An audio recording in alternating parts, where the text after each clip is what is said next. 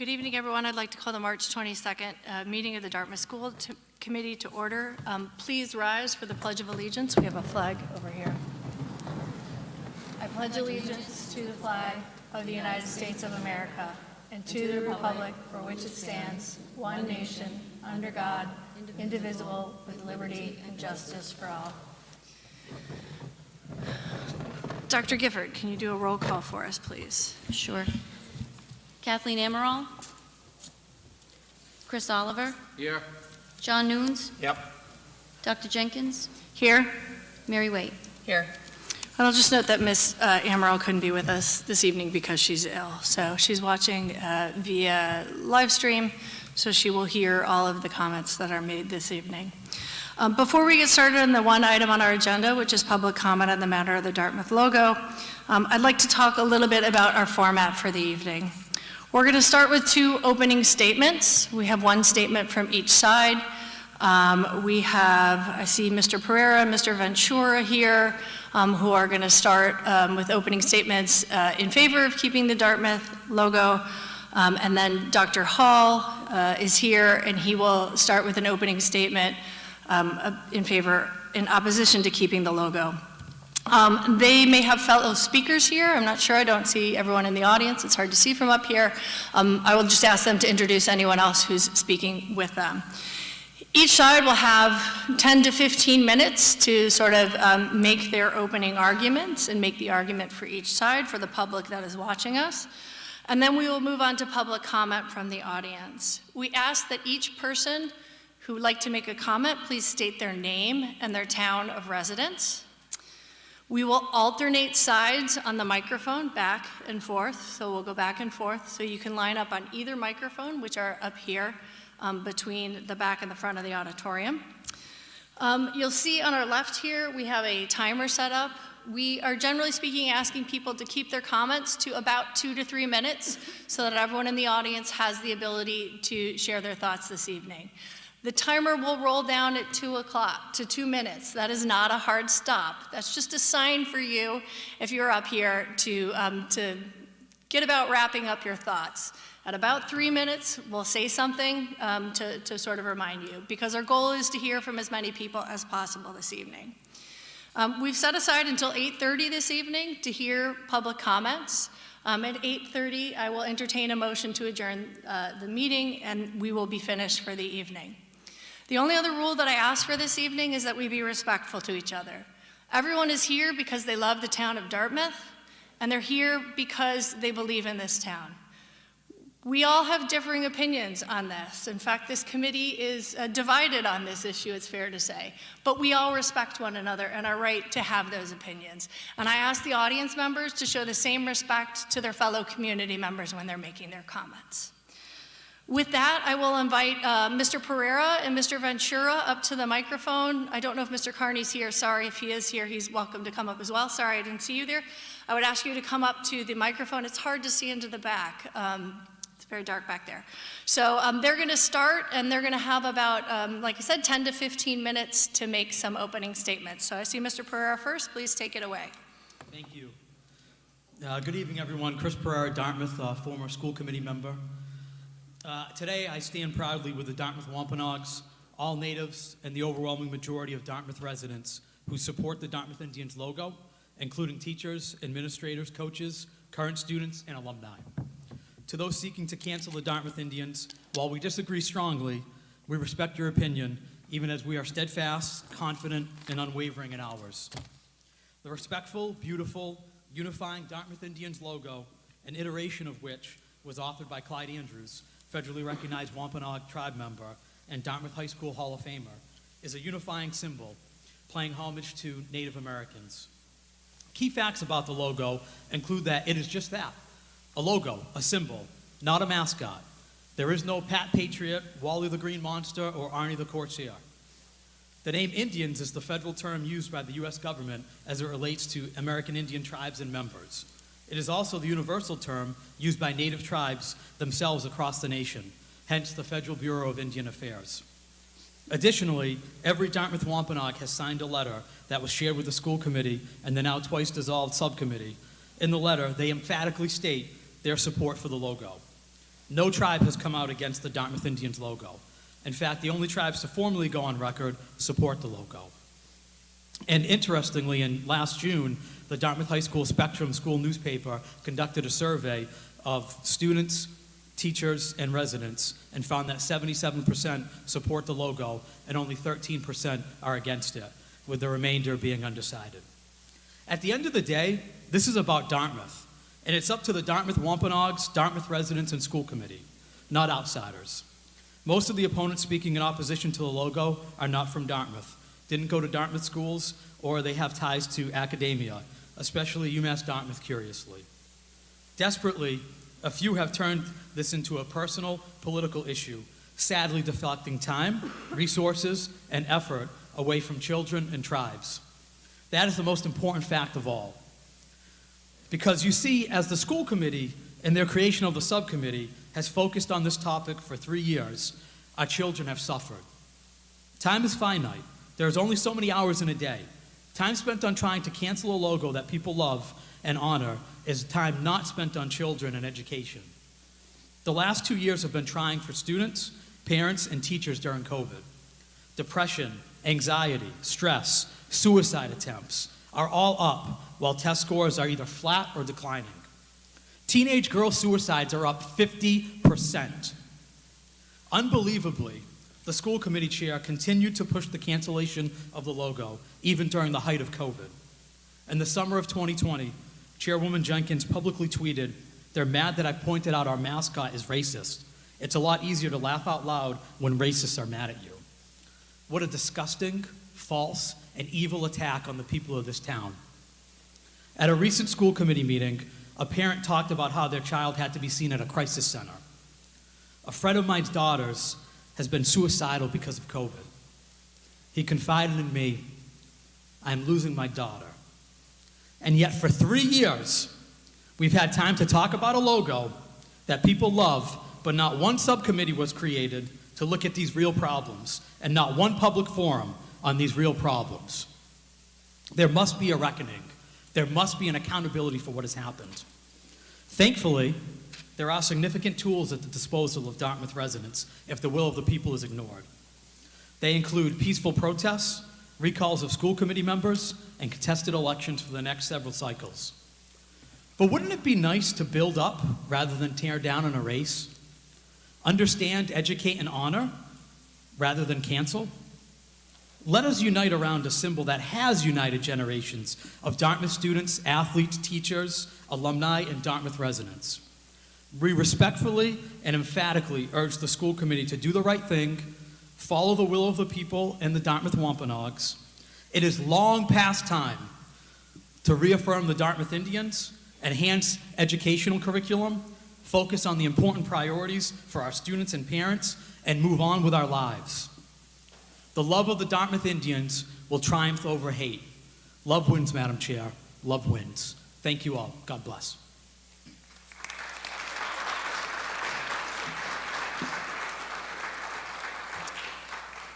To start, I'd like to briefly just summarize a few points and reiterate a few I'm points. sorry, Mr. Carney, can you introduce yourself Oh, for those who might absolutely. not know you? Thank you. Yep, my name is Sean Carney. I'm a proud member of the Aquinnah Wampanoag tribe, and I'm here today to speak in favor of keeping the Dartmouth Indian logo.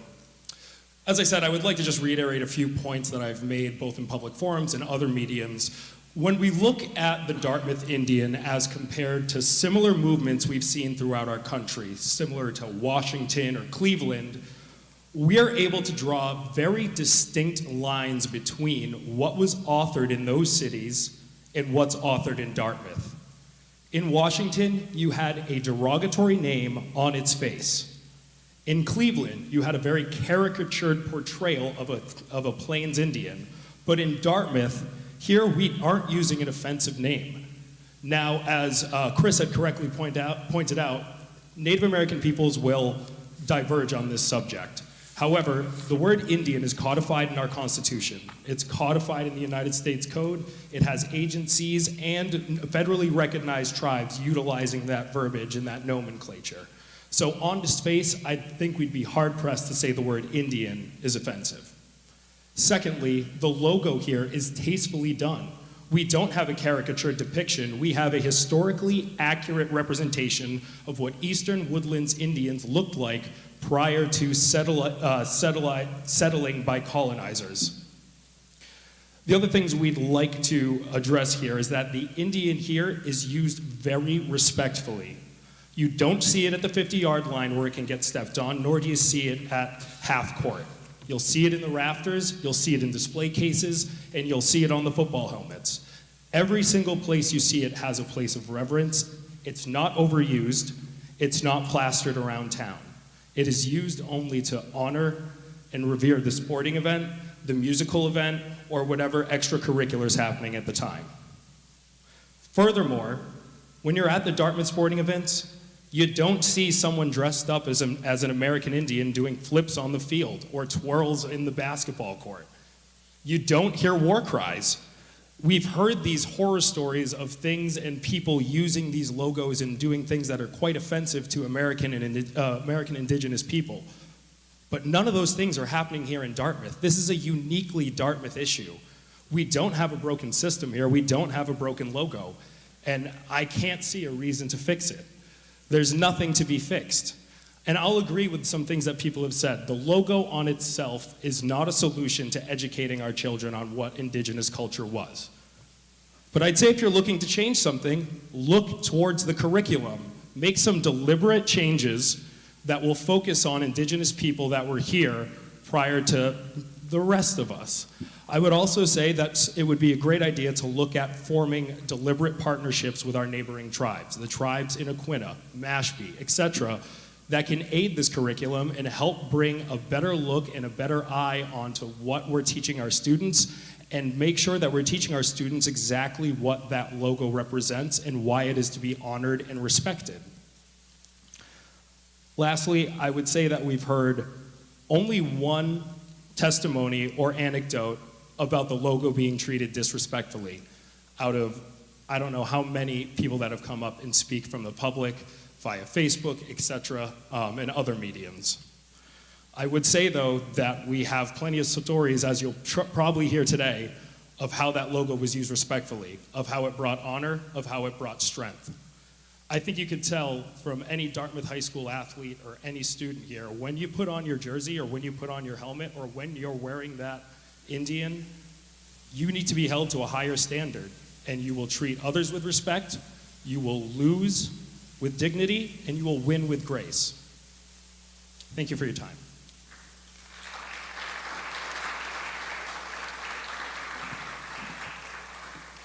Jacob Ventura, Dartmouth Precinct 6, and I apologize for any overlap between the prior two speakers. Former Finance Committee member here in town, former town meeting member, Dartmouth High School class of 2005, and member of the Wampanoag tribe of Gayhead Aquinnah. And it's good to be back in this room. When I graduated in 2005, I was the drum major of the marching band, led the band on that very stage, wore the patch, the Indian patch on our chest, and was very proud of that. First, we need to correct the record about what has been said by some in town and reported in the media. To date, not a single tribal government has formally stated they are in favor of erasing the Dartmouth Indian. Not a single one. In fact, chiefs of the Pocasset and Chappaquiddick tribes submitted written opposition to erasing the Dartmouth Indian symbol.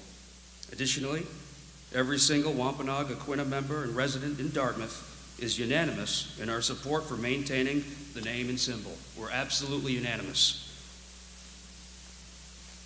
The Mashpee chairman even voiced a willingness to work with the school department on education initiatives if the town decides to keep the logo. The common takeaway from my conversations with all of these tribes was that Indian country has far bigger issues to be dealing with than this. Murdered and missing women, land trust, gaming, recognition status, sovereignty rights, education, housing, healthcare, the infrastructure, transportation, senior citizens, employment, food access, environmental and property rights, just to name a few. The issue here in Dartmouth, created by non-tribal members, has been distracting to Indian country and it's negatively diverting our time, attention, and resources away from the much larger issues that our people currently face. I first became involved in this issue on October 28th, 2019. That's now spanning 4 calendar years. Nearly 3 years ago, I wrote a letter to this school committee, with the exception of Ms. Waite, who was not elected at the time. And I urged the school committee to review the 2014 U.S. Patent and Trademark Office decision pertaining to the Washington Redskins. And Sean mentioned this previously. In that case, the Trademark Office adopted precedent from the U.S. Court of Appeals for the District of Columbia and applied what is known as the disparaging factor test when reviewing trademarks. Now, while Dartmouth's Indian symbol isn't trademarked, we can still use that disparaging factor test as some guidance. The test is as follows. Whether the word mark or image in question was of a disparaging nature at the time it was established, not whether it would appear to be disparaging today. In other words, was the word mark or image disparaging at the time it was established?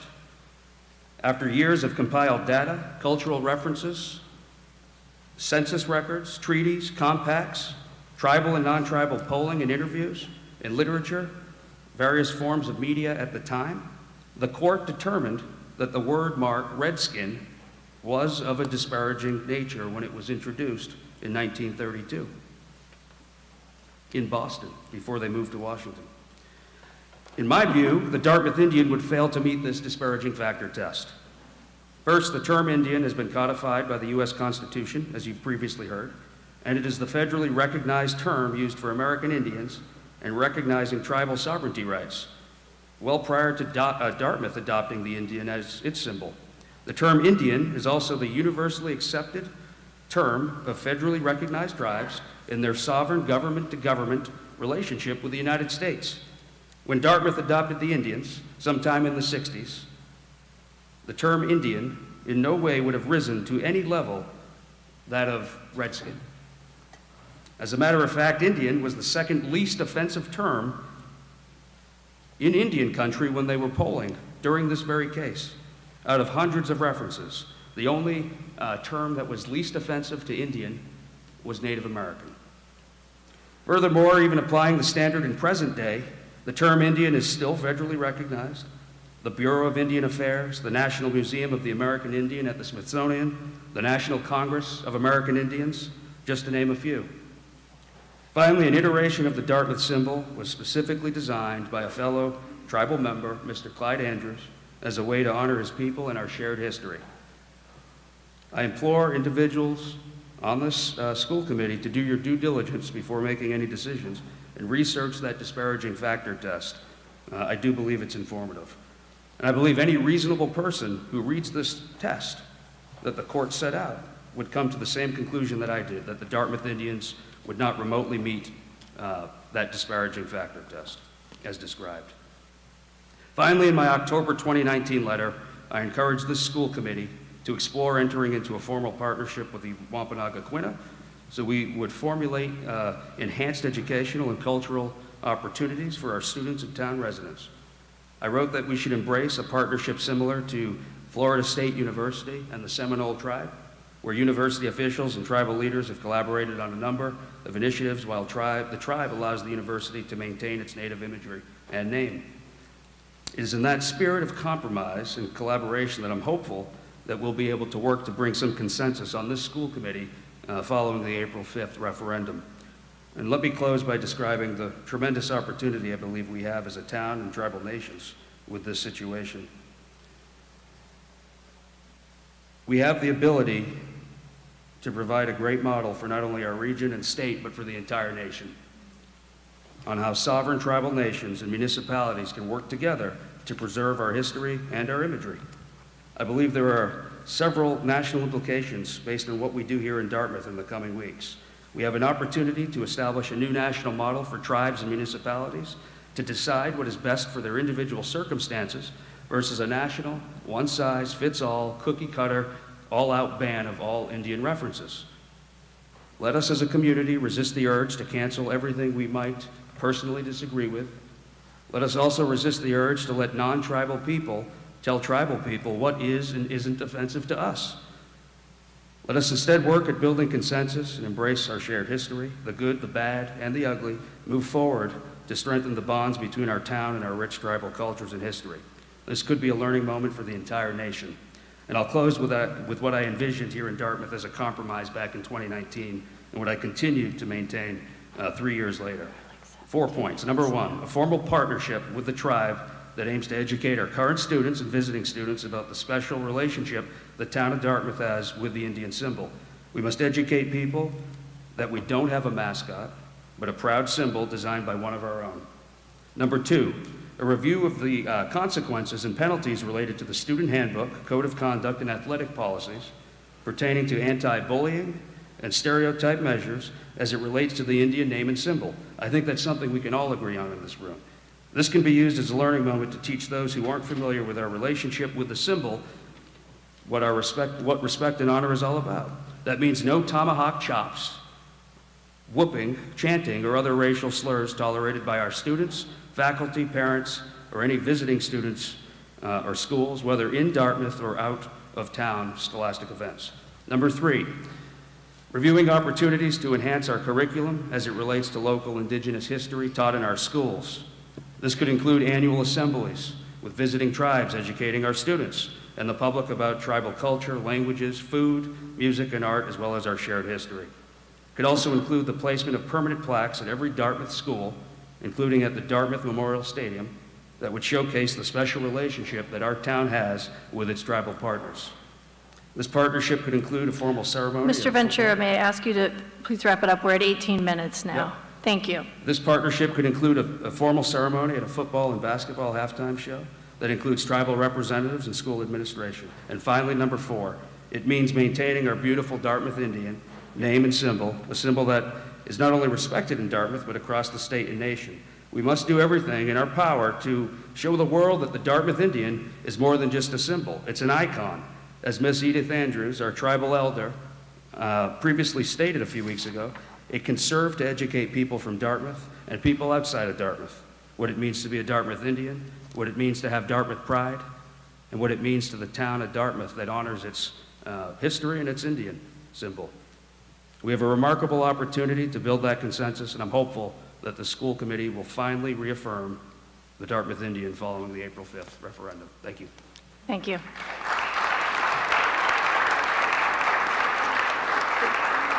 Now I will ask Dr. Laisel Hall, Dartmouth resident, president of the NAACP of New Bedford, to introduce himself and invite anyone else who will be sharing his time.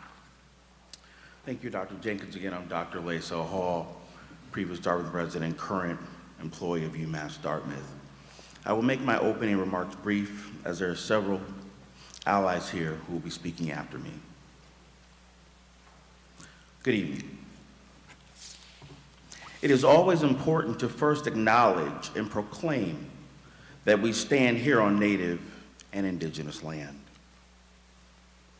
As I said earlier, I am Dr. Laisel Hall. I'm president of the National Association for the Advancement of Colored People, commonly referred to as the NAACP. In short, the mission of the NAACP is to eliminate racism, hatred, bigotry, discrimination wherever it is present. I have lived in Dartmouth since 2015, and I have worked at the University of Massachusetts Dartmouth as a student affairs professional. Moreover, the NAACP has served the New Bedford, Dartmouth, and Greater Bristol County since December 10th of 1917. The NAACP has been here for over 100 years. For over 100 years, we have been present, vigilant, and advocating for justice. Some deem our organization as an outsider group. But Martin Luther King made it very clear, anyone who lives in the United States can never be considered an outsider. In August of 2019, the NAACP and 2 other Dartmouth residents met with members of the school committee during the summer recess and asked them to hold a public hearing on the mascot. A vote the next month denied that request.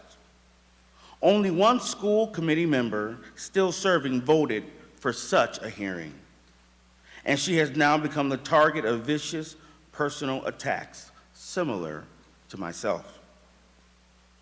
2 weeks ago in this very building, you heard from various Native and Indigenous members about the harmful impact of the Dartmouth Indian and similar symbols.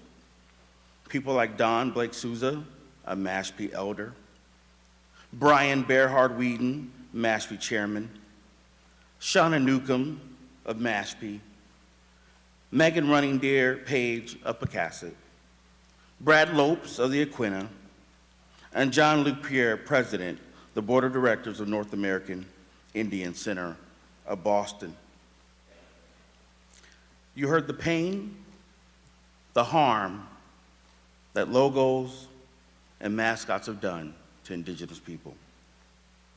Tonight, members of the NAACP and supporting organizations, we stand as allies, friends, comrades, and truth tellers of those individuals who bravely spoke against the mascot 2 weeks ago. I want to be perfectly clear. Our goal tonight is twofold. Similar to our friends across the way, we seek for the Dartmouth School Committee to implement a robust school curriculum for K through 12 that will introduce Indigenous history, culture, and contributions, as well as provide for programs that will address the current context of Indigenous nations. So it's very clear to me that we actually agree. So it'll be simple to come to some conclusion on that. Second, we call for the Select Board of Dartmouth to create a task force that will address the erasure of Indigenous contributions here in Dartmouth. It was clear, hearing from the elders of the Aquinnah 2 weeks ago, that the real issue here is erasure. Our goal tonight, by asking the school committee to retire the mascot, is not to erase the enormous contributions of the Aquinnah nor any other tribe in the Wampanoag Nation, but to call for all Native communities to be heard, valued, and honored. Colonial conquest, genocide, slavery, land theft, and the Indian schools were all used to try to erase Indigenous people from this land, but they are still here. Like the Aquinnah, who lived 10,000 years ago on the island of Nope, or today Martha's Vineyard. Many New England tribes were forcibly relocated and ended up in exile to become people of a diaspora. For this reason, Dartmouth must consider the views of all Indigenous people of Southeast Massachusetts. The Aquinnah are a single tribe of the nation, but all tribes and nations of the Wampanoag should be involved in the determination of the mascot's fate and building curriculum on this area's original people. Just as members of the Wampanoag ended up in Dartmouth and St. David's Island in Barbados, other tribes with roots as deep as Mr. Carney's should have their views respected and heard. We're disappointed that this issue will end with the referendum 2 weeks from today. Constitutional guarantees, like the Bill of Rights, were written so that the majority, as it sometimes does, will not oppress a minority. This, like human rights, is a moral issue and should never be settled by a vote. But it was considered Dartmouth residents and the NAACP who launched this effort to reconsider the mascot. This occurred in the context of a wider reevaluation of the misuse of Native American imagery. Preceding us was a state resolution to change the flag and seal, and state legislation to ban Indigenous mascots. We are all part of thousands of national and state efforts focused on addressing festering racial injustices. That has been the work of the NAACP since 1909, and our work is far from done. We must continue with racial progress and oppose those who wish to stop it. You will hear from people who disagree with us, but it's very simple. We are here because injustice is here. It is important to note that there are almost 12 Massachusetts tribes and native rights organizations who are opposed to the mascot. You will hear from people who have a battle cry of defend Dartmouth. Our cry is simple: defend people. You will hear from people that say retiring the mascot is about erasing history. I can assure you it is not.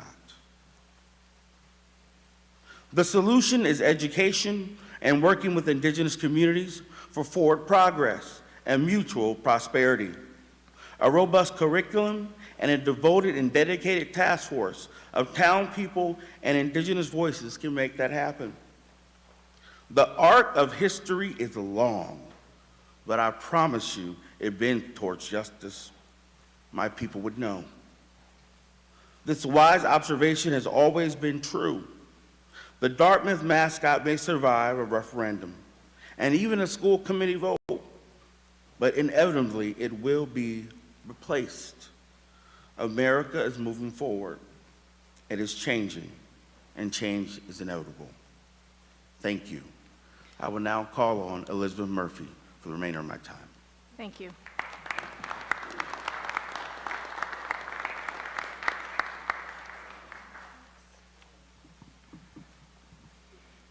Not scary. We're good. My name is Elizabeth Kavanaugh Murphy. I'm a Dartmouth resident, graduate of Dartmouth High School and Dartmouth College, and the parent of 2 current high school students. The results of the March 8th meeting were clear. We do need to focus on education about local indigenous contemporary cultures and their unique histories. Native Americans from across this region have urged us to educate ourselves, to understand the harm we cause. Those with strong ties to Dartmouth requested a focus on education to avoid erasure of their people and their culture. We must do both. This is the only way forward. I fully support robust K-12 curriculum additions in Native American studies.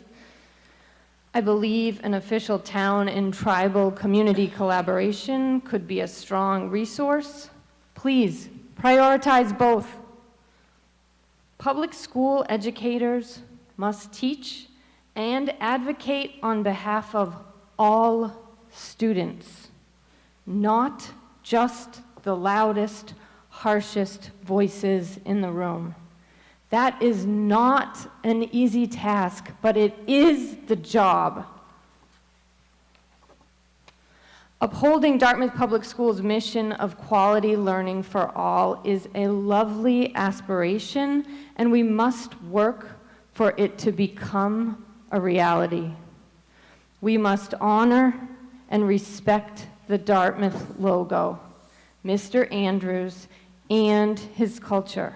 We must also reduce further harm and misguided, forced pride.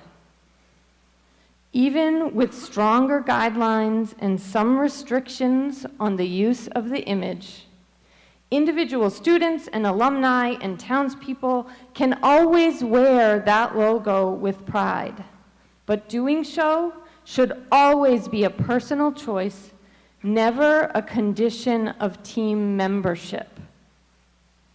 Please, as educational leaders, think of the child who may be shrinking in their seat in the corner of the classroom, the child whose parents don't have the loudest voices, who haven't lived here for generations, who may themselves feel intimidated and alienated. We may not know this child or any student's full story, but they are all worthy of love, respect, an inclusive educational experience in this town. Please be a voice of reason and a voice of compassion for that child in the corner and for all Dartmouth students. Thank you. Thank you. Dr. Hall, you have approximately 4 to 5 minutes left. Are you finished? If I'm allowed, I'd like to call one more speaker. Giving equal time, you may. Okay, I appreciate that. Ann Fox.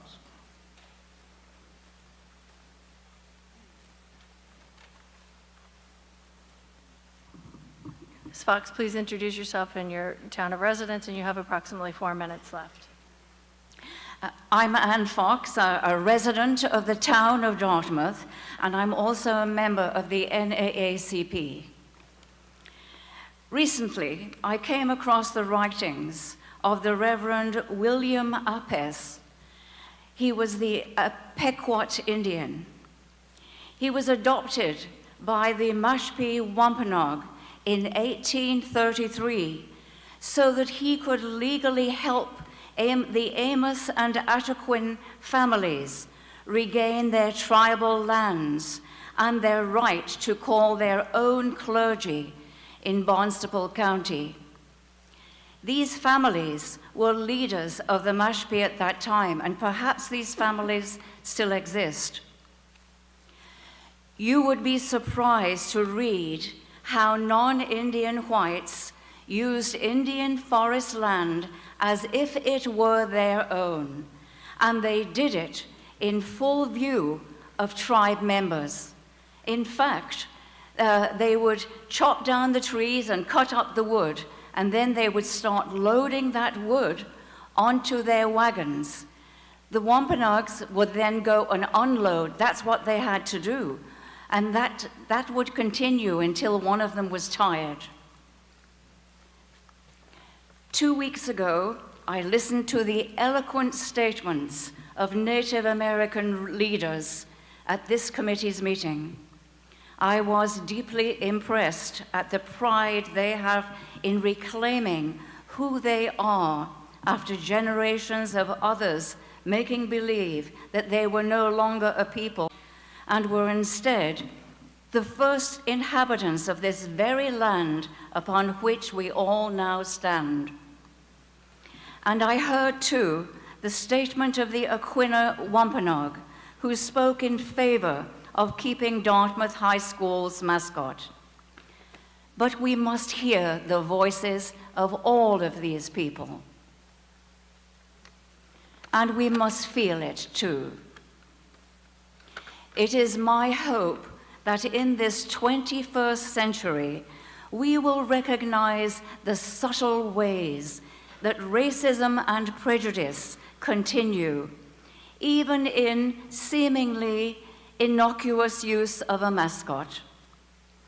Instead, I advise we choose another mascot and name and retire this one. Maybe we could choose something like the Dartmouth Dragons. How about that? We should retire this mascot, the current one, into a wonderful school curriculum, such as the town of Mashpee has created, and then the mascot becomes part of our history. It is time to do this. It is overdue to do this. Thank you. Thank you. We'll now open it up for public comment, and I'd like to remind our audience members of our rules. Please state your name and your town of residence before you speak. We have timers. You will have approximately 2 minutes. We will alternate between microphones, so please queue up, right? So we're not having open microphones and waiting.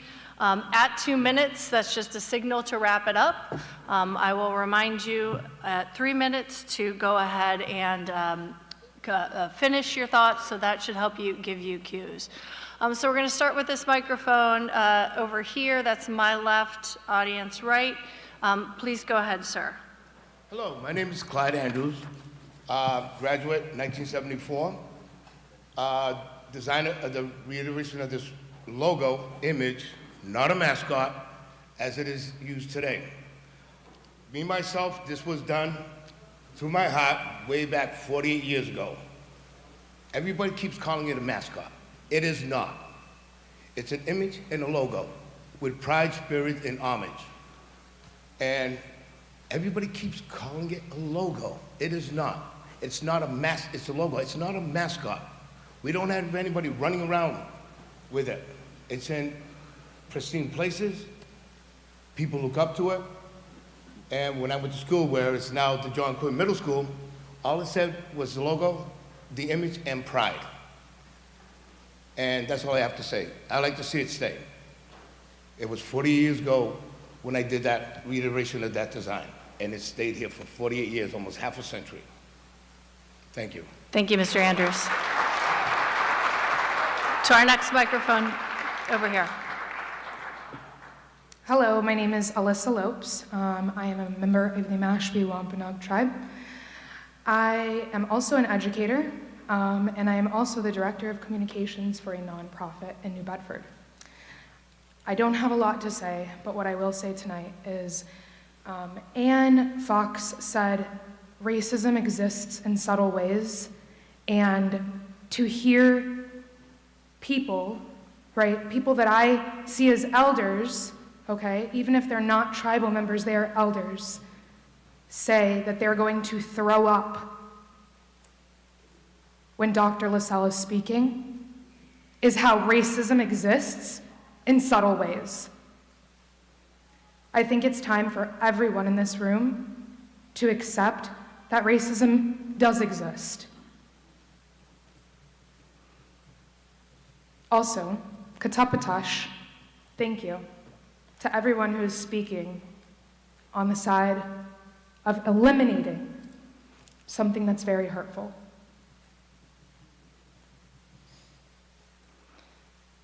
Thank you. We'll go to the microphone over here next, our next speaker.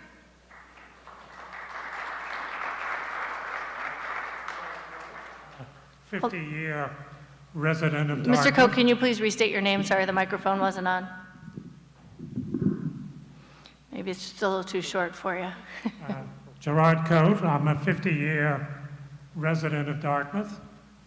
And imagine, if you will, if you're driving around Dartmouth, you've never been here before, and you see a picture of a Native American warrior on people's lawns. And you might ask yourself, what is going on in this town? And what do you think? And what would a young child think of a warrior symbol? Is that what Native Americans are really known for?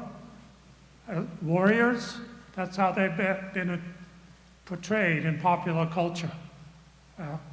When the colonists came here to settle, it was Native Americans that helped them survive the first winter.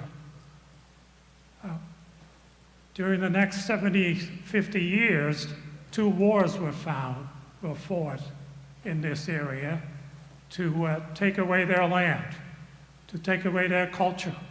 They could only be residents if they accepted a new culture. It is time for us to recognize that where we stand and what our past is in this area. Less than about a mile from here, there were Native American refugees, hundreds of them, taken away and sold in slavery during a war that took away their land. It is time for us to recognize that this symbol is not what Native Americans were all about. They had a civilization, they had a culture. And where we stand, when we walked into this building, there should have been a sign that said, this was Native American land. And in front of the town hall, we could put up a statue of a Native American family rather than a warrior.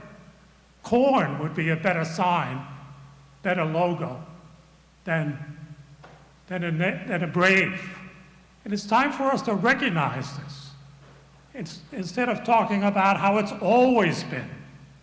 It's not it's time we move on and to recognize with humility that we need to see the world in a different and more realistic way. Thank you. Thank you. To our microphone over here.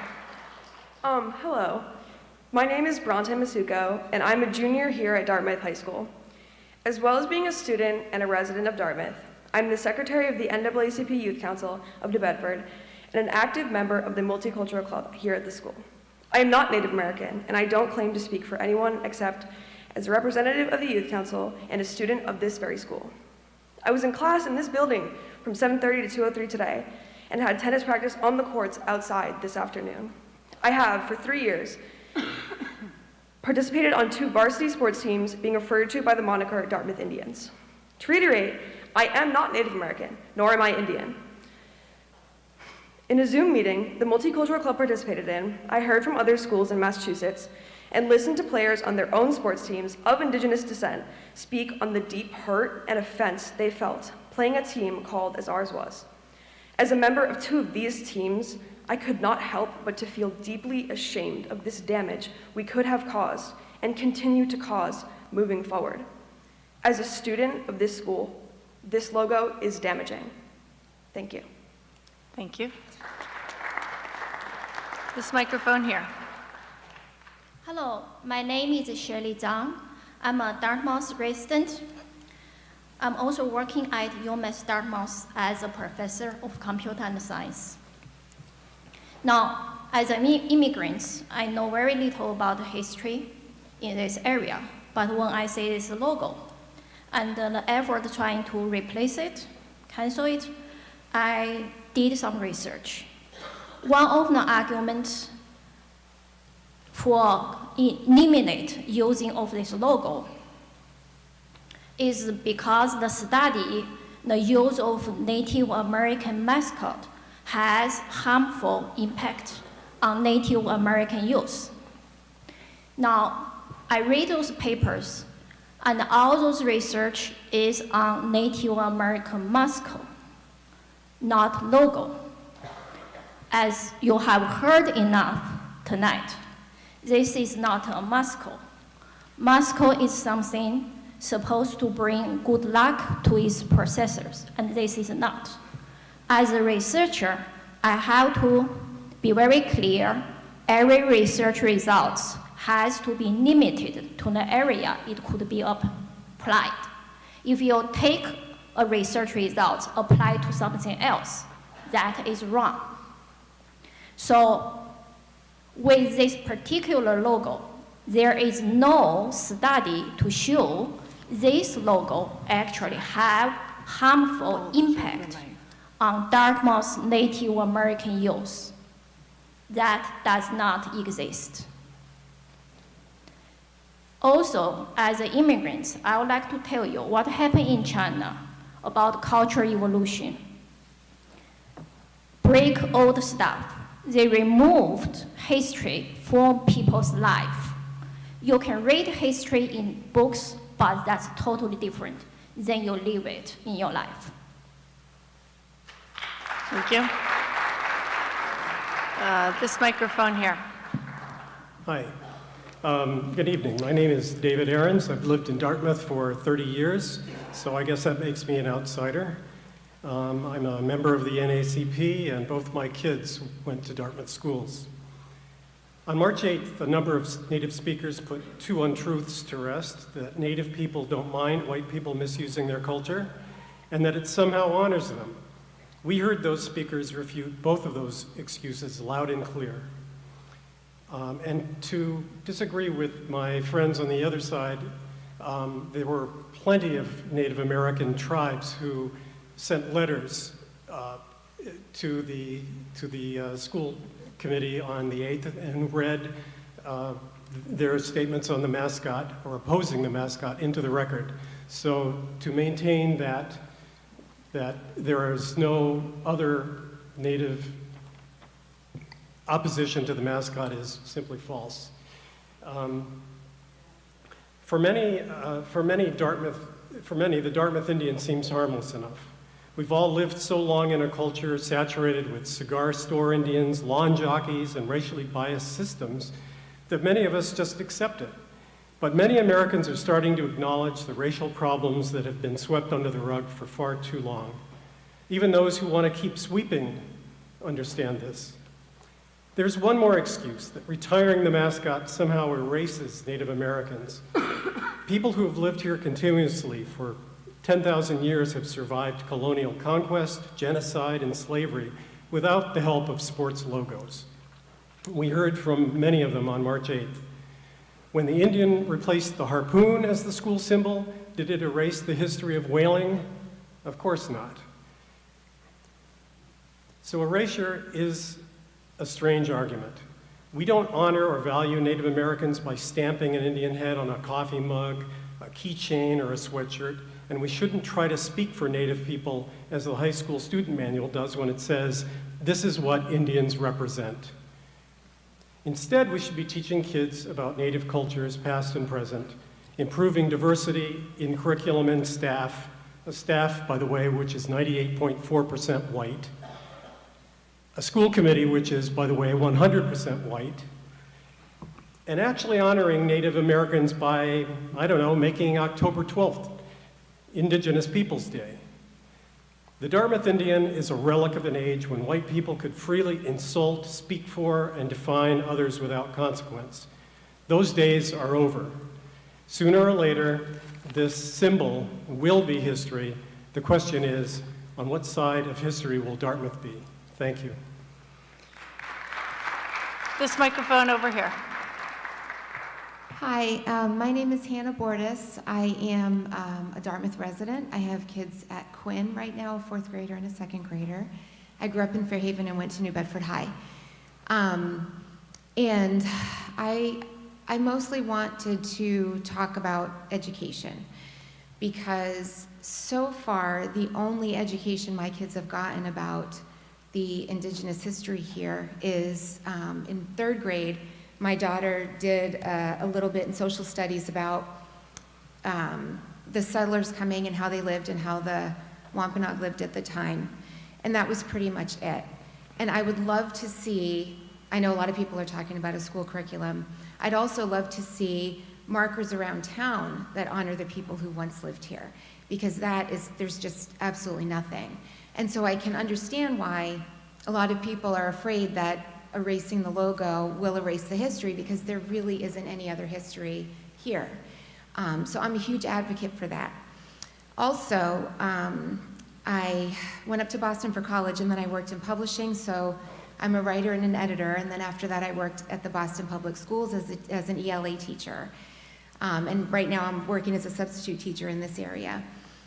But I want to talk about language and how language matters. And a lot of people are saying that the word Indian is okay because it's used by the Bureau of Indian Affairs and it's generally recognized as the word that people use and different tribes use as they communicate with each other. And so it's kind of a catch-all term because there are so many different tribes and it would be really hard for everyone to keep them all straight in their heads. So yeah, Indian works as a term. But we have to remember that that came from the fact that somebody landed here and thought he was landing somewhere else, so called everybody here Indians. And the Bureau of Indian Affairs was started as the Committee on Indian, I think it was like the Committee on Indian Issues or maybe the Committee on Indian Affairs in 1775, because the settlers here were trying to figure out what to do with these people. It was never used as a bridge of understanding. And right now it's used still, it's called the Bureau of Indian Affairs. But the NAACP is still called the NAACP, and we don't call black people colored people. These things change, these things have to change and adapt to new understandings that we have. You know, and just because the Bureau of Indian Affairs uses it doesn't mean that it's the right thing to do. Kendrick Lamar uses the N-word, but I'm not gonna tell him to stop. And I'm also not gonna, it doesn't mean that it's okay for me to say it. So language matters, and we have to respect the impact that it has on people. Microphone over here, please. My name's Gretchen Baker-Smith. I'm a town meeting member, Dartmouth High graduate, the mother of 3 alum. I am a member of the NAACP and a supporter of the Mass Indigenous Legislative Agenda, calling for the passage of statewide bills to establish Indigenous Peoples Day, to teach Native cultures and history in public schools, to protect Native heritage, and to ban school Native mascots. All of the Native speakers at the March 8th Forum expressed deep concern for the cultural erasure of Indigenous peoples. I lift up Dr. Hall's call for the Select Board to create a task force composed of town people and natives to the Dartmouth tribal homeland area to discuss concrete ways of addressing this issue. There was also unity among the Native speakers on the need for significantly deeper integration of Indigenous history, past and present, into Dartmouth's curriculum. They emphasized that this must be created and implemented in full collaboration with Native leaders and educators. I urge the school committee to step into this essential, long overdue work without delay. We must reckon with a Native narrative history told exclusively from a white European male perspective that omits much of the oppression instituted for white gain, as well as the accomplishments and continued presence of Indigenous peoples. If there is any cultural erasure that needs to happen, it is the culture of holding on to that version of history. I do not agree with the Defend Dartmouth opinions or tactics, but I have respect for their organizing and fundraising. I urge them to continue campaigning against Native erasure by putting up lawn signs and holding rallies that push for a robust curriculum and for a right relationship with all local Indigenous tribes so that the town is not using a symbol that many Indigenous peoples find harmful and offensive to do that.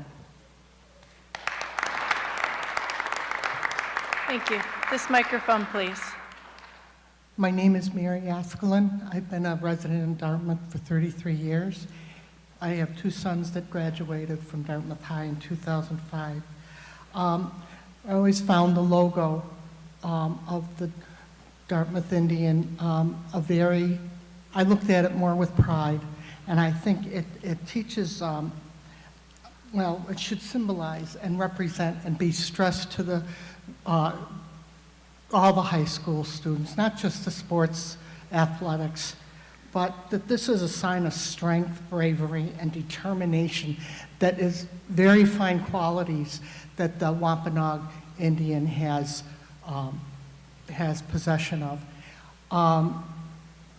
The white man, most of us, the Indians have suffered so much under us from Nantucket, throughout this area and through New England. Their lands have been taken unjustly. Throughout the country, same thing. The Indians need a voice, which they are getting, but I feel that this symbol for our town shows that we stand up for them. The other thing is, and I'm glad this has all come out, yes, we do need a curriculum. We need curriculum for Native studies, for Wampanoag, and there are many tribes, and a lot of these tribes are under confederations like the Iroquois, the Wampanoag, and they have several tribes under them. I think it would be a wonderful thing, I always have, that not just in Dartmouth schools, but all over the country, that we have Native studies. Thank you. Thank you. Over here. Thank you, Dr. Jenkins. My name is Keith Murphy. I'm a Dartmouth resident, a lifelong resident. My wife Elizabeth spoke earlier. I've been thinking a lot about what does defend Dartmouth mean? What are we defending Dartmouth from? I think defending Dartmouth is about defending Dartmouth from change. Thinking about this made me reflect on my children's experience growing up in town, how that changed from my own experience. When I grew up, we commonly used the term Indian instead of Native American. Even tonight, in talking about the Indian logo, we were seeing that the majority of people are using the term Native American and not Indian. I went to Gidley School. I had a t-shirt with a caricature of an Indian on it. My kids went to DeMello School. They had a t-shirt with a wolf on it. We all felt pride in our shirt. I used to love when my dad took me to football games and hearing the PA announcer say, "Indians first down." And during big drives, the band would play the Indian war song while the crowd did the tomahawk chop. I remember the cheerleaders used to sell foam tomahawks. When I took my kids to games, we no longer do those type of derogatory gestures or performances. However, the PA announcer does still say Indians first down. I wonder though, does he say Indian all the time, or does he use the term Native American? As we continue to change how we use the logo, I have a few ideas I'd like to share. If you decide to keep the Indian mascot, please consider formal guidelines at the high school for how the Indian logo should be used. I talked to Mr. Gifford today, Mrs. Gifford today, Dr. Gifford, and there are currently no guidelines dictating how the athletic teams should be using the logo. I believe we should have clear guidelines, make sure it's appropriate. I think we should consider recognizing Indigenous People Day, like the city of Cambridge does. I also think we should read tribal land statements at the beginning of all school activities. All of these activities would go a long way to celebrate our American history, our Native American history. I have one more section. My final thought is that this debate has gotten way out of hand. As a community, we are engaged in what the author Anna Ripley calls high conflict. High conflict happens when debate and disagreements leads to us versus them thinking. Over time, when we are in high conflict situations, we increasingly inflate the virtue of our own beliefs while diminishing the beliefs of those we disagree with. One common way of posing this cycle is to use an external, neutral mediator to help both sides discuss and to come to common agreement. I encourage the school committee and the school department to consider using an outside mediator to help us resolve this issue within the town. If we are to move forward, we need to cool down the situation and see each other as community members and not people we need to be defended against. Thank you.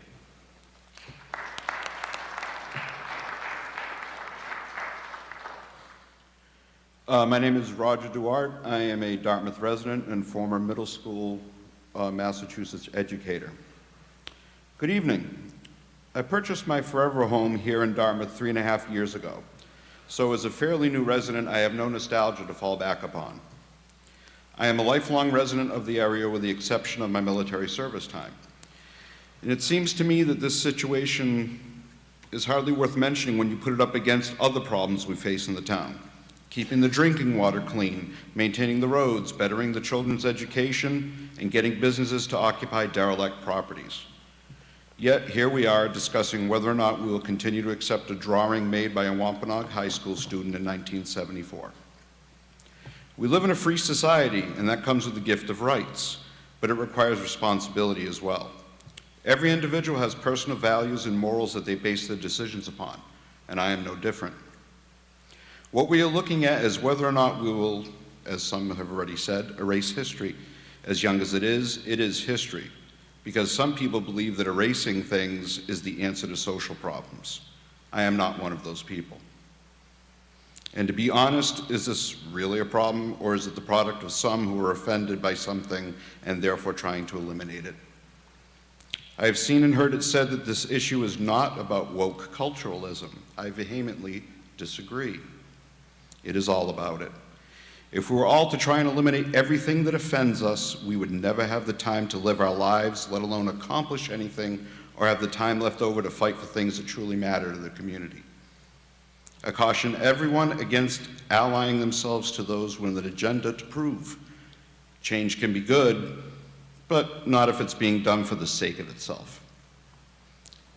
Equity has replaced equality, diversity has overshadowed inclusiveness, and we only have ourselves to blame as a society when we have allowed thinking that requires everyone to be special. We are all unique individuals, but none of us is any better than the other. Reject agendas, disagree with progressive thought, and reclaim the power to reshape the narrative. That is what I will do, because I am not willing to add another feather to the cap that rests on the altar of wokeism. Thank you for your time and attention. This microphone over here. Good evening. My name is Ricardo Rosa. I work in Dartmouth. I sleep in New Bedford. And I'd like to first of all begin, and there's a reason why I sleep in New Bedford, by the way, but I'd like to first of all begin by thanking Dr. Jenkins for her comments at the very beginning. It was a really beautiful way to set up a democratic sort of atmosphere. And democracy sometimes gets loud. So I also appreciate, a lot of what's going on in this room. I'm going to speak to you as an outsider. And as a person who came here in 2011 and had the choice to live in Dartmouth. I chose not to live in Dartmouth because I didn't really feel that it was a welcoming place. And I look around this room, and I'm sure that some of you all probably don't feel that. You feel that it's very welcoming. But that's just it. Communities are really not good at being honest with themselves about themselves. So I'd like to begin, by saying that, I didn't choose Dartmouth because I recall I rented an apartment in New Bedford, and I decided to take my family to Round Hill Beach, I believe it's called. And, the way that I was turned away, the words that were used, the affect, really suggested to me that this is not really a welcoming place. And so I decided to buy a home in New Bedford and not Dartmouth because of it. And, my perception of Dartmouth changed. It changed in June 2020 as I was driving around and saw a whole lot of folks, especially young folks, taking to the streets and protesting the killing of George Floyd. And it's to those folks that I want to speak today. So I'm going to look into the camera. I like to speak to the folks at home. In speaking to a lot of people, what I'm hearing is that, look, this is not my place. I'm not going to say anything. I'm on the right side of justice. I know what to do, but I'm not going to do anything because it's not my place, because the Aquinnah tribe, the Aquinnah nation is saying that they're for it. And I want to just express a little something about this word called cultural relativism, right? And it's this notion that because you're not in the culture, it's not your place to say anything, even though you know better, right? If I were to pull 40 Cape Verdeans into this room today, I'm Cape Verdean, and if I were to ask them about, their perceptions of colonialism, some of them would say that colonialism was a good thing for Cape Verde. Others would say that it was horrific, right? As a Cape Verdean, I can tell you that the greatest respect that you can show my culture is to understand both sides. Dr. Rosa, please wrap it up. And to take a position on the side of justice, right? I just want to say that, I don't support this logo. The fact that you all are just having this conversation in Dartmouth, to me, is mind-boggling, because we're not talking about Dartmouth only. Dartmouth doesn't exist as if it's sealed off from, wider history, wider issues confronting this country. So it's something the fact that Dr. Rosa, please finish your thoughts. I will finish in Thank you. 1 second. The fact that we don't have a curriculum today that represents Native people the way it should in a town that you say is honoring Native Americans, that in itself is just mind-boggling. You should think about that. I'll stop there. Thank you. Thank you. Here, please. Thank you. My name is George Marcotte. I live in Dartmouth, and I am the chairperson of the Defend Dartmouth. So I'm very proud of what we're trying to do here. And I'd just like to ask, did any one of you, when you ran for school, and I'm not an educator, I'm not a member of the NAACP, I'm just a voter, I'm a taxpayer in this town. I don't have all the academia that everybody's throwing around and all the NAACP, but did any one of you run when you ran and were going to be voted for in this town? A school committee is, I'm going to change the logo, the symbol of this town. Did anyone run on that? Did you say, that's what I'm going to do? That's going to be my #1 cause? Silence. I didn't think so. There's so much going on with our kids with COVID right now. And we're sitting here right now. You're dividing, Ms. Jenkins has divided the school committee. Mr. Nunes, Mr. Oliver are in favor of the logo. Ms. Waite, Ms. Jenkins, no, and Ms. Amaral is in the middle. So Ms. Amaral, we have a solution here at Defend Dartmouth, and that's called a referendum. And when April 5th comes, we're going to hand you a majority. You then can take that majority and look at Ms. Jenkins and say, you know what, I'm going to vote with the townspeople. Ms. Waite, Ms. Jenkins, you'll have an opportunity, if you'd like, to change your decision. And I love what Mr. Hall said today. I can't thank you enough for what you said. That would and be I Dr. quote, Hall. Dr. Hall, excuse me. And I have to thank you. You said you were disappointed in the referendum. You're disappointed that we get to vote for that. You're disappointed in democracy. You also said Mr. Marcotte, I would ask you to address your comments to the school committee and not to other members of the audience. Okay, fine. We shouldn't vote for such things. So here we are.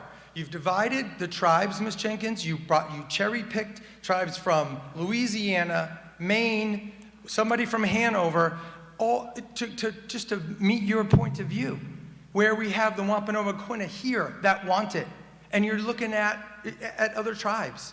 This isn't a racist thing. This has nothing to do with racism. You like to just throw racism in everything. You had a diversity subcommittee. Diversity and inclusion is when everyone's invited to the party and everyone's asked to dance. We didn't get that chance. They're not part of the subcommittee. Who got it? You're excluding instead of including.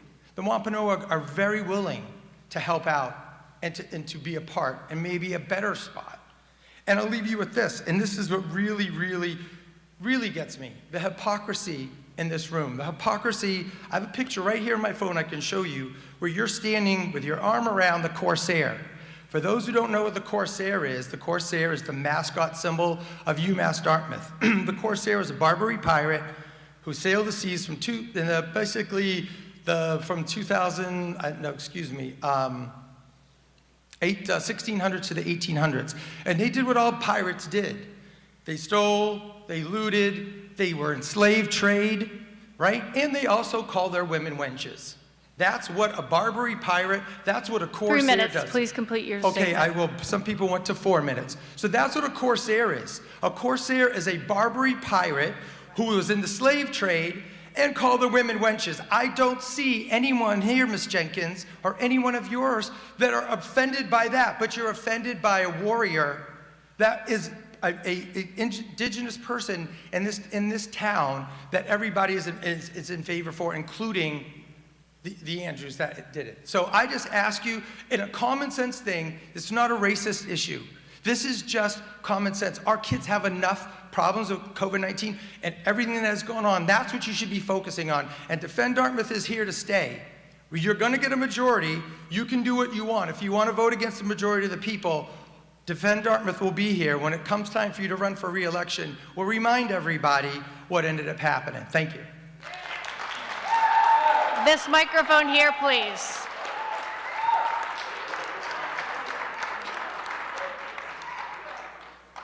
Good evening, everybody. My name is Doug Roscoe. I live in Dartmouth. A couple speakers ago, someone talked about all the difficult problems we have in town, drinking water and so forth, and we have difficult national problems like, the war in Ukraine and inflation. And this issue, to me, is a simple one, because it's about how do you treat other people with care and respect. That's it. And if in my personal dealings with people, I do something that is offensive, and people tell me it's offensive, I don't do it anymore. I stop doing it. I try not to offend people. And I don't have to offend all people to offend some people. Offending some people is bad. If you offend some people, we shouldn't offend them, and we shouldn't do that as a community with our public policy, in the same way we wouldn't do that as an individual with each other. I brought some statements from tribes and Native American organizations that have talked about how offensive and harmful this is to them. They've expressed this. They expressed it at March 8th at the forum. But if you missed that, let me quote some of them. This is a statement from the Mashpee Wampanoag tribe. Mashpee Wampanoag tribe calls for a prohibition on all Native American sport team mascots, nicknames, logos in Massachusetts public schools. Harmful to Native American youth, increases stereotypes, constitutes offensive mockery of our people, and an appropriation of our culture. Similar statement from the Chappaquiddick tribe of the Wampanoag Nation. Calls for prohibition on all Native American sport team mascots, nicknames, logos. Similar statement, Herring Pond Wampanoag tribe. Such symbols and imagery are deeply offensive, racist, and harmful to the well-being of Indigenous people, and especially to our Native youth. Pocasset Wampanoag Tribe. Support prohibiting the use of Native American mascots by public schools in the Commonwealth. Massachusetts Ponkapog Tribal Council strongly supports legislation that explicitly prohibits all Native American sport teams' mascots, nicknames, logos. It is both prejudicial and damaging when people who are not Native American utilize our identities, names, images, cultural practices for their own purposes. National Congress of American Indians is the oldest, largest, and most representative national organization. National Indian Education Association. This has been 50 years that Native Americans have been telling us to stop using Native American imagery and symbolism in our public schools and in our sports teams. They're offended, and it's harmful to them, and I don't think we should do it. And I think that's important for us to do, but I think it's also important for us to recognize that history. And so I would like to propose that we have a display case in the hallway that explains the history of the relationship between Dartmouth High School and Native Americans in this area. It acknowledges the land our high school sits on and acknowledges the history of the adoption of the Indian logo. I think it should acknowledge Mr. Clyde Andrews and his attempt to make that logo more honorable and respectful. And I hope it ends with a panel about how we voted as a town to retire the logo in 2022.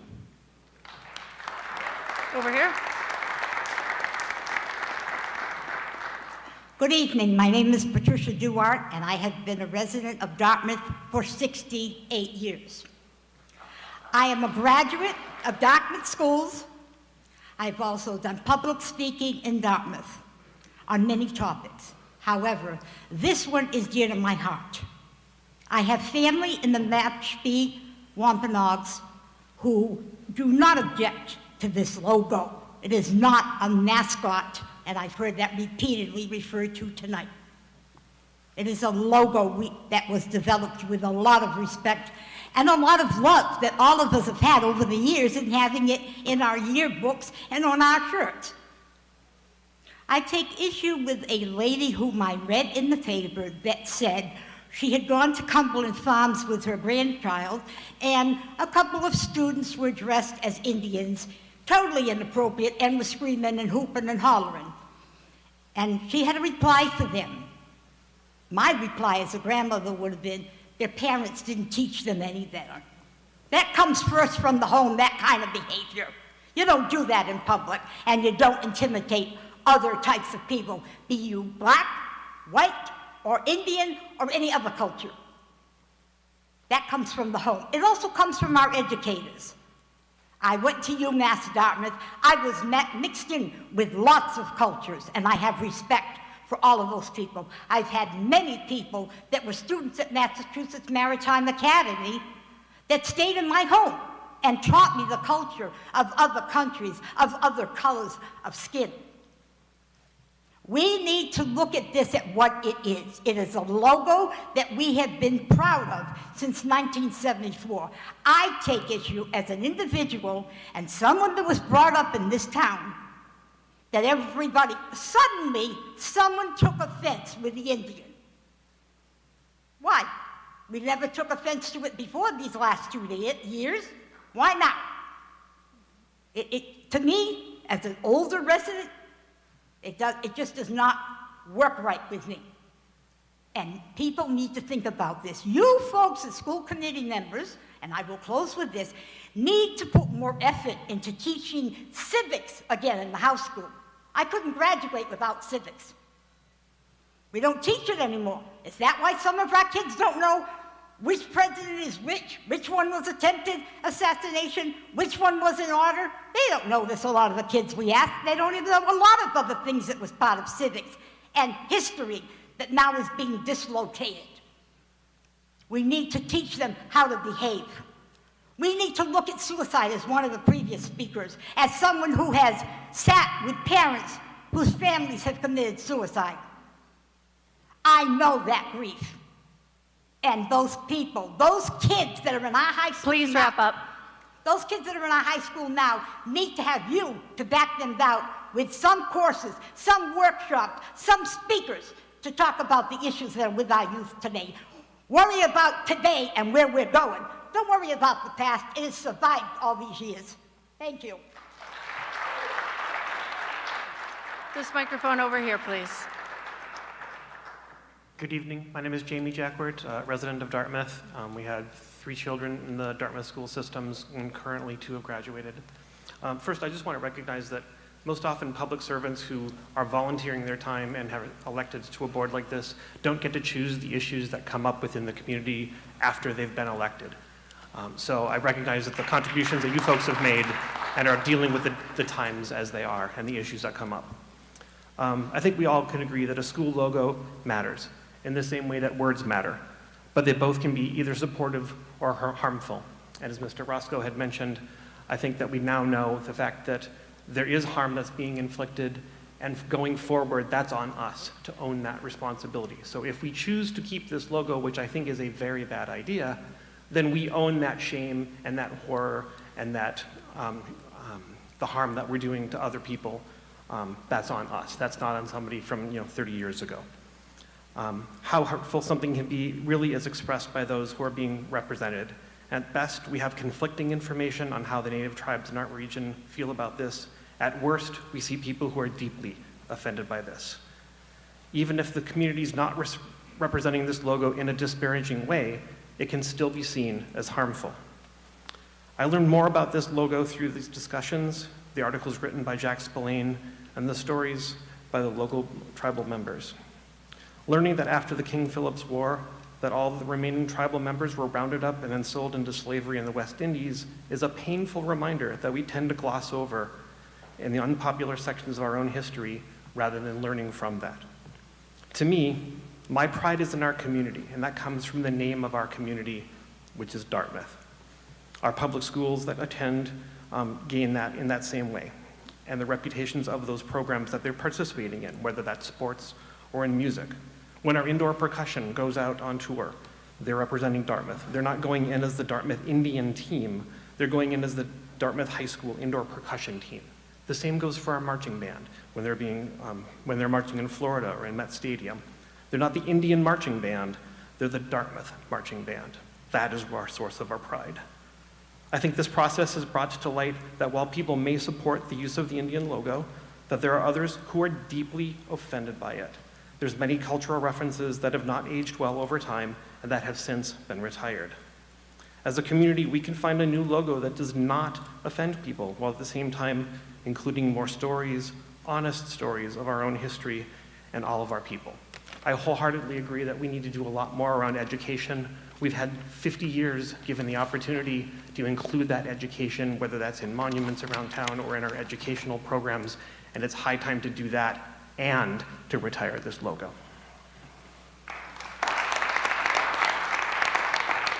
Microphone over here, please. Good evening. My name is Shelley Scott, and my family and I have been proud residents of Dartmouth for the past 15 years. Our oldest has graduated Dartmouth High School, our middle child is in 9th grade here, and our youngest is in Dartmouth Middle School. I actually grew up living in many states throughout the Northeast. My father moved around to find work, and each sibling in my family was born in a different state. I feel like it was no mistake that I was the one born in Massachusetts, Toby Hospital in Wareham to be exact. I've always felt that Massachusetts was my home. Dartmouth especially has so much to offer. Town Beach, The Bucket, Crapo Field, Quinn School. We have met so many people as part of sports teams, through theater, our neighbors, and most recently, Color Guard.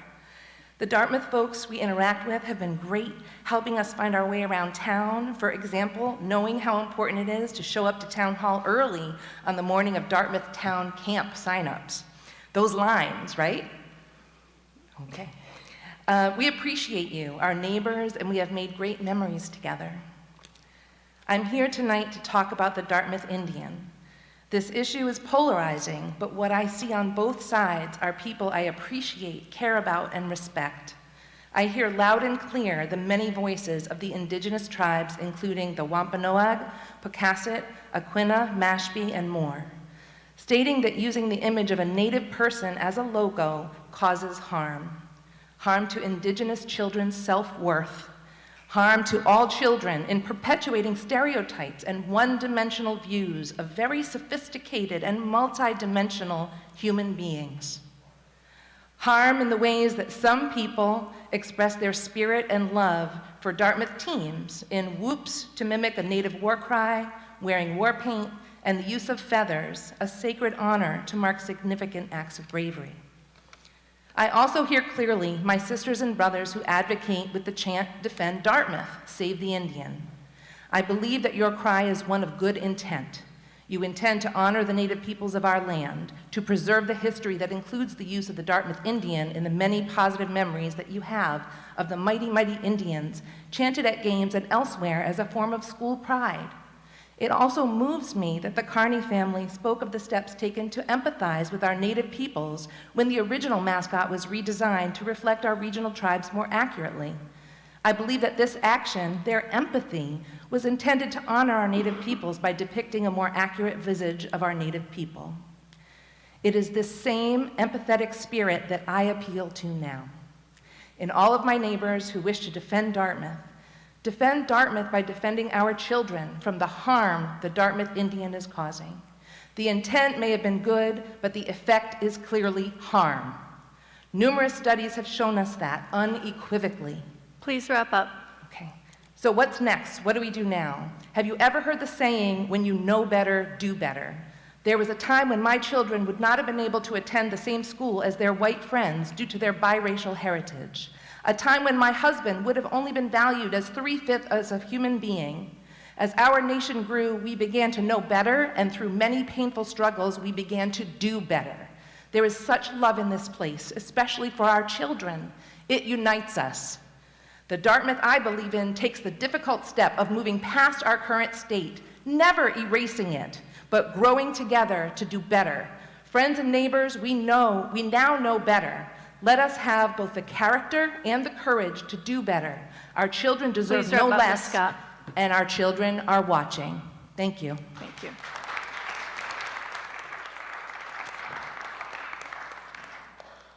This microphone here, Mr. Tattlebaum. Thank you. Hi, everybody. My name's Dave Tattlebaum, longtime resident, DHS class of 1970. I am a current member of the Dartmouth Select Board. My comments are my own. I don't represent the Select Board, although I do intend to convey this same message to my Select Board colleagues. Initially, I was against keeping the Indian logo, feeling that any logo, mascot, or characterization of Native Americans was derogatory and disrespectful.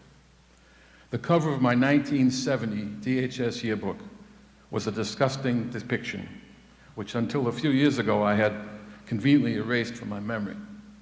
How naive and desensitized I must have been, protesting against the foreign Vietnam War, but unable, unwilling to face the tragedy of this insulting caricature here at home. Enter the bright light of positivity, respect, and historical perspective of our proud Wampanoag tribal members. As my longtime friend Clyde Andrews has said, his logo is a dignified depiction of a proud people. Yes, keep the logo, but it must be accompanied by a mandatory curriculum, created and monitored by a committee comprised of faculty, administration, and tribal members and parents. If we had done this 20 and 30 and 40 years ago, we wouldn't be here today. It's a damn shame, and we can't look back, we need to look forward. How exciting it would be and respectful to start our younger students on a path to learn, honor, and truly respect the Aquinnah and the incredible history of our town. And how about signs, plaques, and monuments spread over town at significant historical sites? Certainly to include our beloved Dartmouth Memorial Stadium, it would make Coach Lentz proud. Without this educational component, this logo is really no better or worse than any others all over the state and country. This is not about defending Dartmouth. What is this, a war zone? There aren't enough wars and conflict in this country, in this world? What does defend mean? This is not about keeping the logo just because we've had it for so long.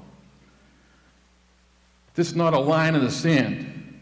Are we with me or against me? We've had enough of that over the last 4 or 5 years, and that is disgusting to me as well. Let's learn from the tribal members from Mashpee, the tribal member from Mashpee, a member of the school committee in that town, who helped create an educational program they are so proud of. The irony there is, of course, their logo was gone. We can keep ours, but not without our commitment to also educate. Or how about the tribal member who spoke for Maine? Couldn't you just feel his pain? Isolated in the town with no respect for its history. Why wouldn't he want us to dump our logo? This is about going all the way to honor our tribe, educate our kids, and to feel so proud of our town and doing this in the most respectful and, yes, loving way. To embrace our 350-year history. Please wrap up. With all our tribes, warts and all. To proudly say to our kids and grandkids, we have finally bestowed the honor and respect so deserving to our proud indigenous tribes. Thank you. Over here. Hi, my name is Lee McGregor. I came here, I'm a Dartmouth resident. I grew up in Dartmouth, went to Dartmouth High, graduated in 1992. The three-season athlete, wore all the uniforms with the Dartmouth Indian logo. I came here tonight not really intending to speak. I have, I guess I'm what you'd say one of the quieter kids in the back of the classroom. I've been watching this debate play out. And I think a few things have really resonated with me tonight. I agree with a lot of what has been said on both sides. Having grown up in Dartmouth, having chosen to move back to Dartmouth to raise my family, I do feel as though I had a lot of pride wearing the jerseys that I did. I think that we all intended to wear the logo with pride, and I think that for the most part we did. I do remember there were some inappropriate chants. I remember headdresses at certain events. I remember the chops and cries. I don't believe any of that was meant out of disrespect. I think as we've grown, we've learned more, and those things have fallen away. I moved away. I went to college. I lived away. I remember wearing sweatshirts and having uncomfortable conversations with people who were not from Dartmouth, and having my perspective widen. I think that it's important for us to understand that we all are living here, whether we've grown up here and chosen to come back, whether we grew up here and stayed here and have extended family here, whether we've come to the area because jobs have brought us here, or we just wanted a change of pace and came to Dartmouth because we didn't want to be in a big city. I think it's important to understand that we all have some shared values just by the fact that we live here in Dartmouth.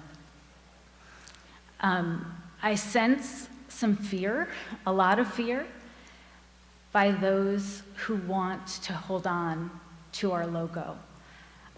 In reading different things in the papers, in reading different posts by friends of mine that I'm still Please friendly wrap up. with that went to Dartmouth High, we're worried about change. What I would like to say, though, is we need to prepare our children to not just live in Dartmouth. We may feel that this is uniquely a Dartmouth issue, but hopefully we are preparing children to go out into a wider world that has different perspective and has people that may be offended by this logo. And so that is why my hope is that we do revisit this and we retain Dartmouth pride, but we do not retain the logo. Thank you. This microphone over here. Good evening. My name is Joanne Avila. I want to thank the committee for allowing public comment on this issue. I know that hearing dissenting views is not always the pleasure of the chairman, but thus our voices will be heard tonight. I'm a graduate of Dartmouth High School, class of 1996. My children attend this school system as well. My family has deep roots in this town. I stand here tonight in support of our Indian logo, and I stand with the Aquinnah Wampanoag tribe and support them in their efforts to preserve their history. I am baffled by the fact that the school committee, as well as the Equity and Diversity Committee, with a majority of its members in education, didn't even consider creating an educational program for our students regarding the tribe's history, contributions, and the significance of our logo. Instead, your efforts have been focused on railing against this tribe, who've repeatedly asked that they not be erased from our history. It's sad that a group of educators have stooped this low, and that the members of the school committee have sat by watching and allowing all this to happen. All of you should be ashamed of yourselves. I ask that both the Equity and Diversity Committee, as well as the school committee, develop an educational program that should become part of our curriculum. This is the least that these committees can do to show respect to the tribe, which has been lacking. I want to caution all the voters in the town of Dartmouth, and want to remind you that this is a non-binding ballot question. Don't be fooled and think the results of this ballot question will be honored. Back in the summer of 2000, the school committee sent out a survey to Dartmouth parents asking them what learning environment they wanted for their children for the 2021 school year. In-person, hybrid, or remote. I'm sure many of you remember receiving that survey. I filled it out myself. Over 70% of those who completed the survey wanted in-person learning. What did the chairman and the members of this committee do? Toss those results in the trash and vote for full remote learning. So please don't think that the chairman will honor the will of the people. She believes that all who support this logo are racist. She laughs at all of us who came out tonight who support this logo and the tribe. Again, I want to point out the inaction of the committee members who haven't even spoke out publicly to condemn her on her tweets that are public, by the way, which you won't be able to find because she has since erased them, along with the tweet that massless people are idiots. I want to finally, remember, if we keep electing the same people to this school committee, we'll never have our voices heard. Let's make this year the year that we change the landscape, because if we don't, who knows what we're going to face next. Please wrap up. No problem. Please vote yes to defend the logo on April 5th, and please vote for a change on this school committee. Microphone over here, please. I'd like to just do a time check here. We have about 20 minutes left, which I believe will be just about everyone who's in line. So I'll have you over here. Sorry, please state your name and share your thoughts. Thank you. My name is Michael Mattos, Dartmouth resident and parent of 3 children in the school system. I don't have any prepared remarks. I just wanted to get up and express my opinions on this. Thank you for the forum to do that. I think my takeaway tonight is, there's 2 ways to really look at it, and I think we've gotten pretty deep. We've gone for a deep dive in a lot of different cultural issues tonight that are within Dartmouth and nationally and everything. But the forum is about whether we keep the logo or not, the warrior logo, the Indian logo. And my personal opinion on it is I haven't heard anything that, in my opinion, from what I heard from Mr. Pereira, Mr. Ventura rather, or Mr. Carney, that would insinuate anything that the history, that the way it was developed in 1974 by Mr. Andrews, with the intent of it to have any sort of derogatory or racist intent. And if I felt that way, I wouldn't agree with keeping it. But my personal opinion is that, as other folks have said, there's a lot of other issues we should be talking about. I feel this is a little unnecessary in that regard. I think that the logo shows strength, and it's been a symbol of unity for a lot of folks in this town and in this region and for this state. I mean, our flag, Massasoit. I think Indian culture in Massachusetts is important, and I think that personally, when I see an image of an Indian, I feel proud that whether it be Massachusetts, whether it be Dartmouth or whatever, I feel pride by that. And so because of that, I support keeping the logo, and I hope that on April 5th, if the voters of this community also support that, I hope the school committee will honor their wishes. Thank you. Thank you. Over here, please. My name is Lance Martin. I've been a town resident for 55 years.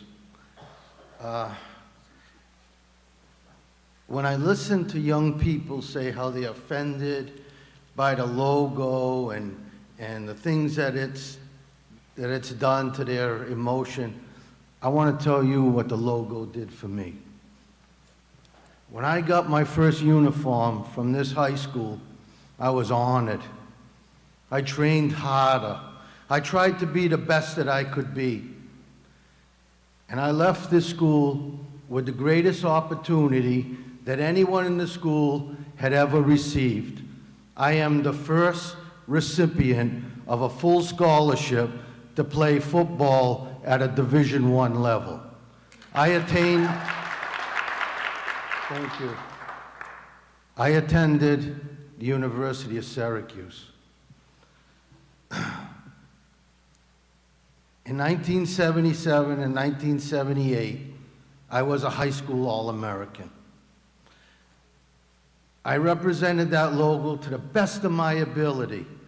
I did it with nothing more than pride, straight gratitude for what this school did for me, what the logo did for me, and my inspiration.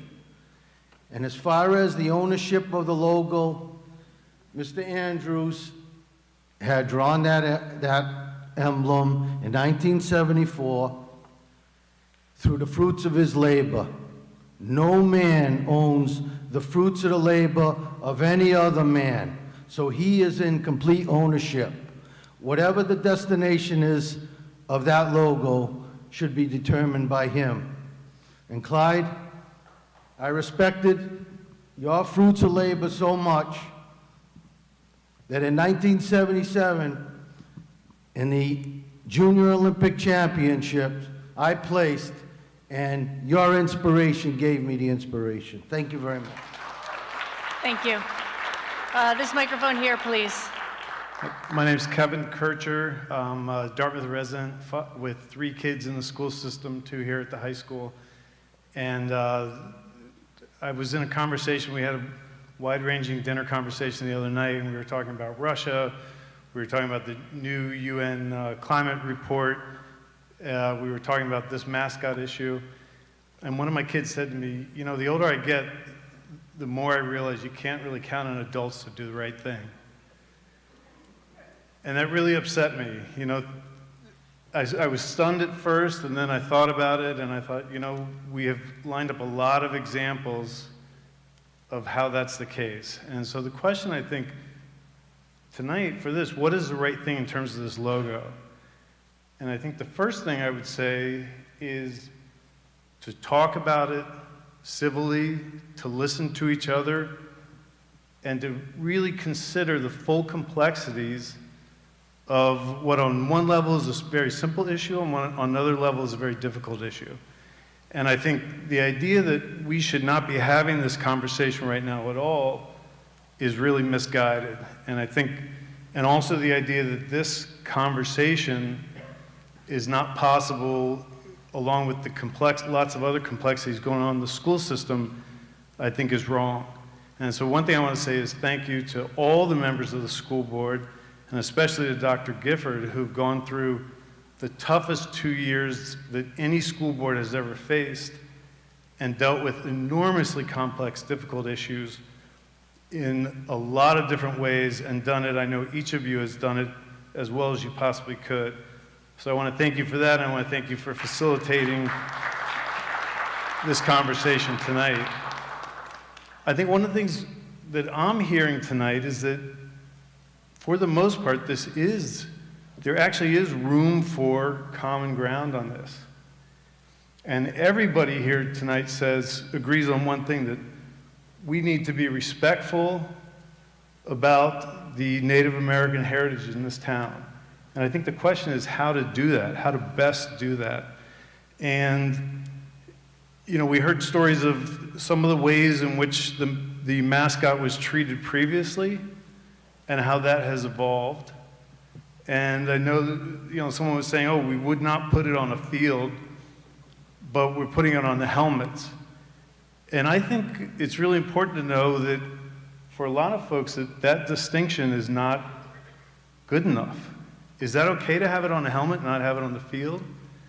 There are a lot of kids in the school system that don't want to wear it on their uniforms, that don't want to get their pictures taken in front of it when they graduate. Last year, every student had their official diploma picture was in front Please of wrap up.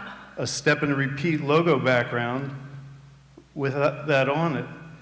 And so I just think, number one, is that it's a really important issue that we do need to deal with. The National Congress of American Indians has said specifically they don't want to use Native Americans or Indians as logo mascots. They want to get rid of it. They've asked us to do that. And I think that we, as a community, can handle having this discussion in a civil way and finding a good common ground answer on it, and ideally having a mascot that's unique to us and unifying. Thanks. All right, so we have 3 final speakers for this evening. We'll go here, then there, then there. Clicker, please. Hi, my name is Natalie Murphy, and I'm a freshman here at Dartmouth High. As a new high school student, I have not noticed many students who want to talk about this issue. I don't know if that's because they don't want to fight or if they just don't have opinions on it, but I know that kids have been forced to prove our resilience over and over again in the last 2 years. We have missed out on so much. We are exhausted. The pandemic is getting better, but the world we are inheriting is still a total mess. Everyone seems to know that teenagers are struggling with mental health more than ever. All of this fighting doesn't help us. We have enough insecurity about what we wear and who we might offend with our opinions and our identities. So please help us, teach us, set some limits. Help us wear uniforms that don't make us worry we've offended our opponents. I think we have proved that kids can adapt. We want to learn and be respectful to everyone in Dartmouth and where we travel representing our town. Please help us find a way to respect the symbol that honors Mr. Andrews, his family, and his people without inadvertently forcing us to alienate others. Please be our educational and our moral leaders. The adults Dartmouth students need to be able to rely on. This is not a popularity contest. Let's not pretend it is. We are counting on you to speak up for us. Thank you. Over here, please. Hello, my name is Jacob Lancaster. I am a junior at Dartmouth High School, and I am a current athlete in football and baseball. When I show up to practice and I put on the Indian with that logo, it brings pride, it brings strength. I think it symbolizes the Native Americans, the Wampanoag tribe in general. I think that there is like no greater pride than putting on that jersey and going to play for it. And as somebody said earlier, it is not a mascot, it is a logo. It symbolizes. It's not something that people dance around in, they don't step on it. I think it's very well like kept. It's not disrespected in any way. And when I have it on the helmet, I think it doesn't like make it worse. It makes you like strong, as you could say. It makes you have pride to be a Dartmouth Indian. And yeah, that's all I had to say.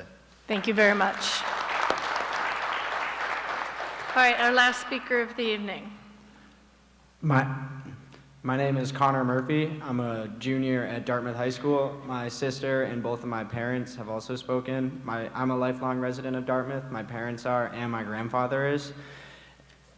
And many people have spoken today about how the Indian mascot, they believe, is solely a town issue, and that if the tribe, that if Native Americans around the town believe that they do not find offense with it, that it can only be viewed from the town's perspective. But as Mr. Rosa has said, and many others have reiterated, this issue does not only work with the town. It is involved all over the nation. There are so many similar situations where this has come up and been dealt with much better than it has here, and many issues have been dealt with. In this, the Indian mascot does not properly represent the Native American people.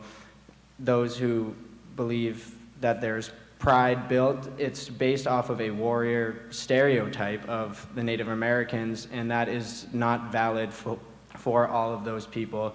You cannot just have a whole town find pride off of one stereotype like that. And the other issue that the other side will find with this is just the battle against change in the community and the battle against the woke mob, as they call it. And this just is not a valid argument against their opposing side, against this side. It is just because something changes and just because something evolves with new thought, with more enlightened thinking, does not make it bad. It does not make it the enemy. And it's not a sign of weakness or craziness. It's just new information and people being able to finally speak out that have been silenced and that have been just the minority for so long that they were silenced over time. And now just because these thoughts have resurfaced and become louder does not mean that they are new. It does not mean that they have negatively affected the community. That's all. Thank you. Well, I think it's appropriate that we finish with 3 students. It's good to hear from our students. I'd like to thank the members of the community for coming and sharing their opinions this evening. Is there any other matters the committee we have not covered? Adjourn, Madam Chair. I have a motion by Mr. Nunes to adjourn. Do I have a second? Second. I have a second by Ms. Waite. Is there any further discussion on this issue? Hearing none, all in favor? Aye. Opposed? Motion carries unanimously. Thank you, everyone. Thank you, everyone. Thank you, everybody. Thank you.